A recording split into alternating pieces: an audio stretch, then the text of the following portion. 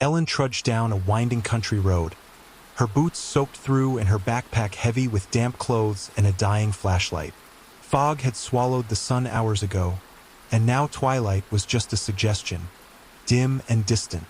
The village of Witherbrook emerged like a ghost.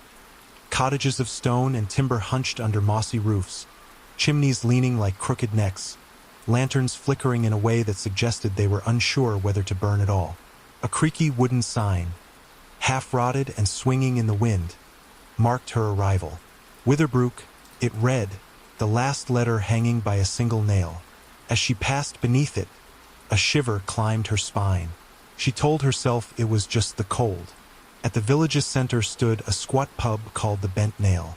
It looked half-abandoned, but warm light spilled from the cracks in the shutters. She stepped inside. Every conversation died at once. 5 villagers, gray-haired, hunched, eyes like old glass, stared at her as if she'd just grown horns.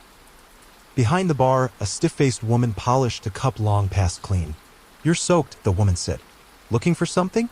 "A place to stay," Ellen said, her voice steadier than she felt. The woman hesitated. One of the men in the corner muttered, "Don't send her to the cottage." The barkeep stiffened, then leaned closer. "Only room open is Wren's place, up on the hill." Ellen frowned. "Wren? Clockmaker. Went missing years ago. House has stood empty since. Still ticks, though." Another man chimed in. "Ain't no clocks wound, but they tick. All night." Ellen gave a tired smile. "I just need a bed." The barkeep held her gaze, then slid over a tarnished key. "Suit yourself. Just don't go snooping in the basement." The cottage stood at the top of Wither Hill, a crooked little thing with flaking blue paint, broken shutters, and ivy crawling up its stone face like veins on a corpse. It might have been charming once, before the neglect, before the silence. Ellen approached hesitantly, pushing the gate open with a creak loud enough to wake the dead. The front door was already ajar. "Hello?" she called out. No answer. Inside, the air was musty with a sweetness that reminded her of dried flowers or rotting ones. A fireplace sat cold and dark, its mantel covered in dust and cobwebs. But what stood out most was the sound. Tick, tick, tick. Clocks lined every wall. Mantel clocks. Grandfather clocks. Pocket watches hung like ornaments. None matched the others.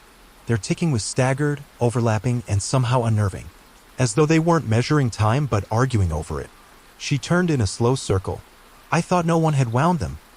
A single armchair faced the fire. On the floor beside it was a teacup, stained dark and cracked. Above the mantel hung a large clock shaped like a sunburst. Its hands spun in opposite directions. She made her way upstairs to find a small bedroom with faded wallpaper and a narrow bed. A porcelain doll sat on the windowsill, eyes half-lidded. A music box beside the bed began to spin when she touched it. Ding, ding, ding, click. It stopped before the melody could begin. She lay down without undressing, too exhausted to care. As she drifted toward sleep, the ticking grew louder, and for just a second she thought she heard it whisper, "Ellen." At first, Ellen thought she was dreaming. She was back in her childhood room, the one in her grandmother's house. It was warm, lit by a flickering lamp. But the furniture was subtly wrong, too tall, edges too sharp, and the shadows moved even when nothing else did. In the corner stood a mirror.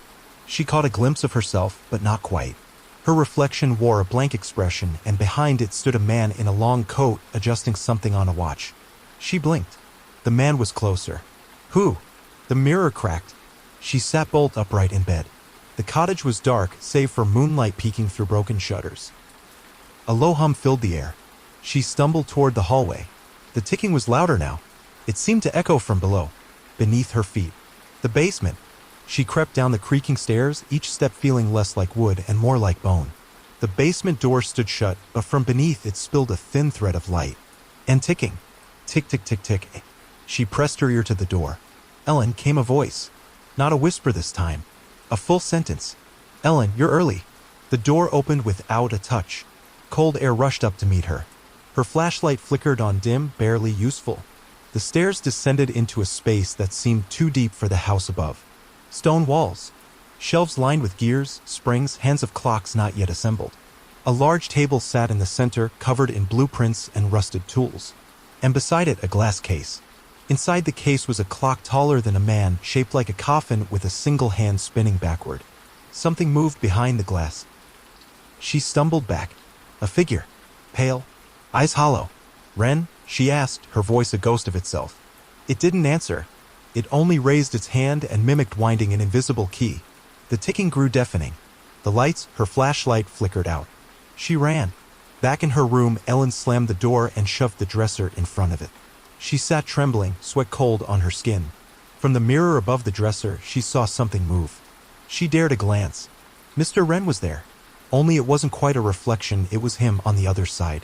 "You were supposed to arrive tomorrow," he said calmly, as if discussing the weather. She didn't answer. "I don't have long. They'll notice I'm speaking through the glass." Who are they?" "The others. The ones trapped in time." He placed a hand on the mirror's surface. "You opened the basement. That's how they reach you. Through the cogs. Through the winding. I just needed a place to sleep." His expression softened. "Then you must not sleep here. They feed while you dream." The next night, she didn't sleep. She waited, knife in hand. At 2:13 a.m., the clock stopped. All of them. Silence reigned for one dreadful second. Then came a knock. Not at the door. From inside the walls. She backed into the corner as whispers filled the room. Small voices. Tick-tock-tick. Children's laughter. Then sobbing. Figures emerged, thin, translucent. Children, twisted, with gear-shaped eyes and keyholes in their chests. "Where's the key?" one asked. Ellen screamed and ran for the attic. The attic was filled with dust and wind. At its center, a colossal clockwork heart throbbed with light. And Mr. Wren. He stood at the gears, hand deep inside the ticking engine. "They want you because you arrived early," he said. "Why does that matter? Time here doesn't pass, it loops. Those who stay become pieces." He turned. "You can still leave, but only if the key fits." He handed her an old silver key. Ellen ran. The house pulsed. Walls closed in. The children chased her, pleading. "Just wind us up. Just a little." She reached the basement again. The glass case stood open. The coffin clock hummed. She inserted the key into its slot. The ticking stopped. Everything froze. Ellen opened her eyes. She was on the country road again. The sun was rising. Her clothes were dry. Her pack was light. No Witherbrook sign. No fog. She turned, no village behind her. Just fields. Had it been a dream? In her pocket, the silver key. And from a distant breeze came ticking. A year later, a traveler stumbled upon a strange village not on any map. The villagers were silent. Afraid. One muttered, "Don't go to the cottage." "Not since the new clockmaker moved in." "She came out of nowhere," said another. "Walks like she's heard every second before it happens." And in the cottage window, Ellen smiled. Wound o'clock. And waited. For someone. Early.